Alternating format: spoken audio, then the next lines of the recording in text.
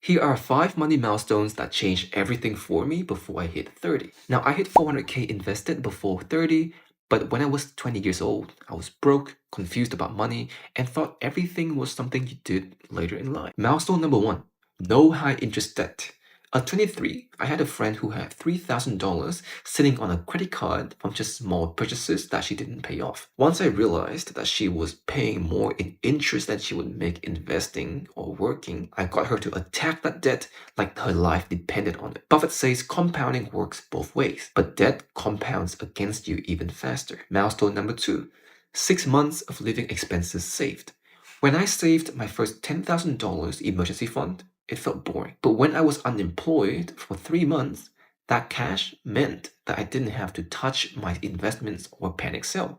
That's when I realized an emergency fund is freedom disguised as just savings. Milestone number 3, first 25k invested. This was my tipping point.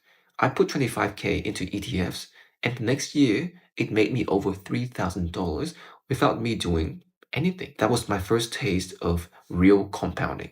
And suddenly, time was working for me, not against me. Milestone number 4, own income generating assets.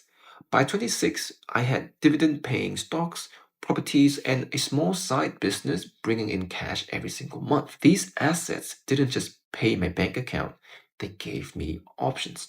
In the 18.6-year cycle, you want to own assets before the next expansion, because that's when the big wealth jump actually appears and happens, when you buy low and sell high. Milestone number 5, clear investment strategies. In my early 20s, I bought stocks because they looked good, but by 26, every investment in my portfolio fit into my plan. The right size in the portfolio, the right stock in the cycle. Buffett's edge in value investing isn't just about picking stocks. It's about sticking to a framework, to the right framework at the right time. So what is my take? You don't need to be perfect.